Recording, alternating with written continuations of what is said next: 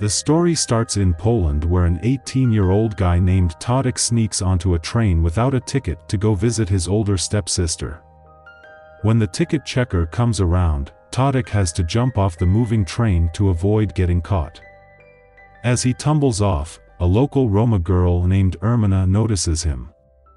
Todic is in town for summer vacation, heading to the old apartment where he used to live with his mom and stepsister Anka. Since their mom passed away, Anka has been living there alone. The thoughtful Todic even brings Anka's favorite pistachio ice cream on his way over. He puts on some cologne before ringing the bell. Anka answers the door topless, thinking it's her boyfriend. She quickly covers up when she sees it's just her stepbrother. Things get awkward, but she lets him in, though she wasn't expecting him. It's clear Todic is attracted to his hot stepsister as he openly checks her out while she gets ready for her date. Anka notices her little brother is all grown up now too. Soon Anka's boyfriend Andre shows up honking impatiently outside. Anka says he's a nice guy, but Todic points out she has a history of dating jerks. Before leaving, Anka gives Todic a flirty kiss on the lips. With Anka out, Todic tries to go into his old room but finds it locked and full of boxes. He rearranges the furniture and chills in the living room instead. Late that night, drunk Anka and Andre come home all over each other. They shoo Todic out to the kitchen so they can hook up in private. Poor Todic ends up crashing on the couch. The next morning, Andre is getting ready for work. He's a charming guy who reveals he plans to marry Anka soon and promises to be friendly with Todic. Anka wakes up and asks why Todic visited unannounced since she sent him away to live with an aunt years ago. She gives him some pocket money to get lunch. Outside near some hot girls sunbathing, including the covered-up Ermina, Todic tries chatting them up. Ermina jokes she'll marry the new guy someday before changing into her traditional long skirt. At home, Ermina's surprised to find a car belonging to Leos, a local Roma leader interested in marrying her, which she wants no part of. Their lunch is interrupted by a rival gang who smashes Leos' car window. Meanwhile at the apartment, Anka shows off a new dress to Todic that she loves but can't afford to keep. Over the coming days, Todic tries endearing himself to Anka by cooking and jokingly suggesting since they only share a mom, they're not really related. Anka shuts that down, questioning how long he plans to impose and noting the apartment is too small for both of them. She demands he clear out his old room that's been used for storage. That night, Todic finds some racy photos of Anka. The next day, guys arrive to remove all the storage, including one ultranationalist book. Andre says in a friendly way that Todic can have his room back since one must fight for their space. Todic counters that as a pacifist with a hippie mom, he doesn't believe in fighting. Amused, Andre jokes pacifists live in a fantasy before mentioning his upcoming business trip. Playing soccer with his buddies like Andre's henchman Gering, Todic learns his sister's boyfriend wields serious local political power. Then Gering shockingly reveals Andre is actually married with kids he visits elsewhere.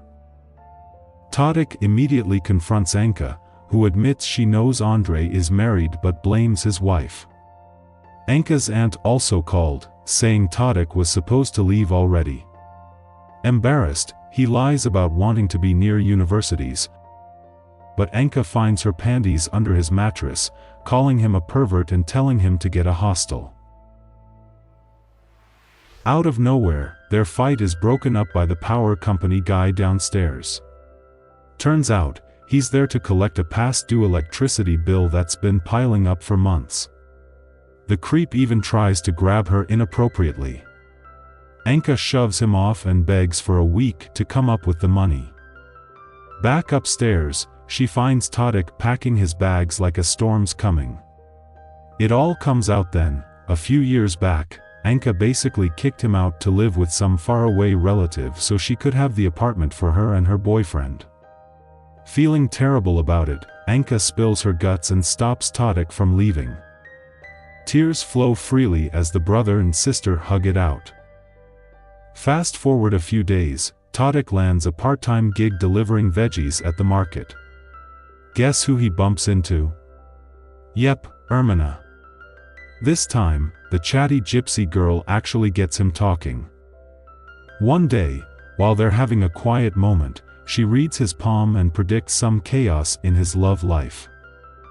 Then, in true Ermina style, she declares she'll be his wife. Todic, finding it all a bit funny, playfully asks her to teach him palm reading too. The teenager walks in on a shocking scene, Andre with another woman. Busted, they both see him, but Andre makes a quick escape, locking the door and bolting down the stairs. Even though Andre yells for him to open up, the teen throws a huge fit, spilling the beans to the neighbors about what he just witnessed. Anka walks in next and goes ballistic. She tells Andre to hit the road and never darken their doorstep again. Surprisingly cool as a cucumber, Andre just says he'll be back in a few days to straighten things out. That night, Todic finds Anka heartbroken and comforts her. Instead of getting mad at the teenager, she just tells him to head back to his room. The next day, after getting rid of Andre's belongings, Todic comes home to find his sister cleaning up a watery mess from the fridge. Turns out, the power's out because Anka totally spaced on paying the bills for months. Todic took on a bunch of odd jobs to make some cash, but it wasn't much. One day, while handing out flyers, he saw Ermina, all dressed up from winning some big award. She hinted that she knew a way to make real money fast. A few days later, Todic followed Ermina to a different part of town, where a lot of Romani people lived. As soon as he stepped in, a bunch of guys started hassling him, accusing him of being part of a group that messed up a local leader's car. Luckily, Ermina showed up and lied to get him out of trouble, saying his dad was a cop. Safe and sound, she revealed her plan to make a quick buck. That night, they snuck onto a warehouse roof and stole a fancy rug.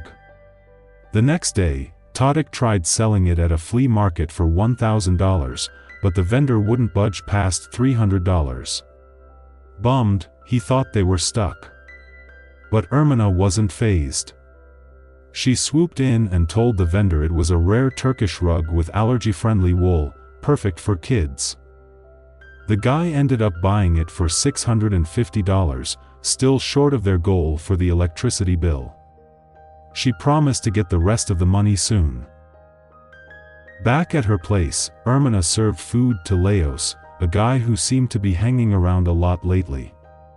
Turns out, he wanted to marry her, which wasn't exactly her dream. Annoyed, she told him she wanted to be a doctor, not a musician's wife. Leos scoffed, saying, "Roma girls can't be doctors." The men just laughed it off, totally disrespecting her. Even her mom wouldn't back her up, saying tradition keeps women at home.